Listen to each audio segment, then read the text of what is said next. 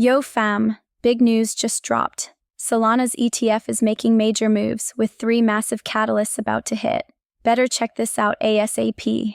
Bitcoin's historical monthly performance is out, and August might be a wild ride. Want to know which coins are in the value zone right now, and what are the smart money moves? Let's dive in. First up, Solana's triple threat is quietly unfolding. Solana's ETF just made a huge leap forward.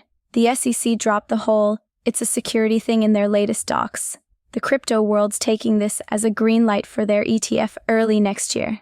Basically, Solana's ETF might just follow Ethereum's lead. But here's the kicker: unlike Bitcoin and Ethereum ETFs, Solana doesn't have that grayscale trust sell pressure, so when their ETF drops, every buy is straight up new money flowing in. Solana's looking crazy bullish this cycle, potentially hitting 700 or even 1,000. Why?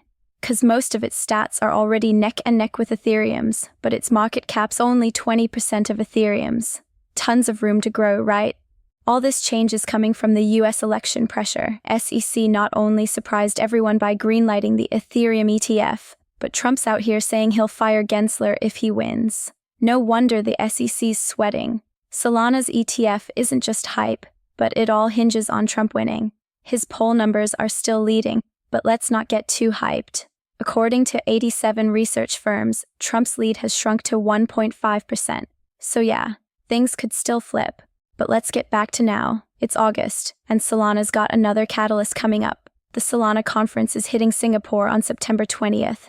You know there'll be some major announcements, especially with the 2.0 update in full swing. Might see a nice pump around then. Solana's not the only thing popping off. Some of its ecosystem projects are straight fire, sitting in value territory. Take Radium, the DEX king. Its 24-hour fees are double what Uniswap's pulling in. And JTO, the liquid staking leader. Its yields just topped Ethereum's staking leader Lido. Solana's not just beating Ethereum in speed, its projects are starting to outpace Ethereum's ecosystem. But check the market cap. Raised total value is only $1.3 billion, while Uniswap's sitting at $7.6 billion. Raise got room to run for sure. Oh, and CZ's release date just dropped, September 29th. BNB and maybe the whole crypto market might see a surge then. So, all these bullish catalysts, interest rate cuts, the election, FTX payouts, they're all clustering around October. Right now, we're in the calm before the storm. Gox, after a week's break, did another small transfer test yesterday, so they might dump again today. They promised to finish payouts by October, so we might see a dump every couple weeks. There's still $5 billion left to distribute. Good news for those who haven't loaded up yet. Cheap coins for a while. Besides Gox and Grayscale's sell pressure, now the US government's got $10 billion to sell, making people nervous again. They moved $2 billion worth of coins early yesterday, but haven't sold yet. Not sure if they're just switching wallets or getting ready to sell. The UK's new Finance Minister Hunt also mentioned possibly selling $5 billion in Bitcoin to ease financial pressure. Add in the typical summer slump, and even with the halving and bullish consensus, we might need to lay low this month. But on-chain data shows smart money sees recent FUD as the best entry point. They've been quietly stacking Bitcoin. In the past few days, they've pulled $300 million worth of BTC from Binance. Smart money's accumulating now, prepping for October's explosion. Check out this chart. It's Bitcoin's historical monthly returns. August looking rough, with the lowest median gain at 7.49%. But peep October. Whether you look at average or median gains, it's close to 30%.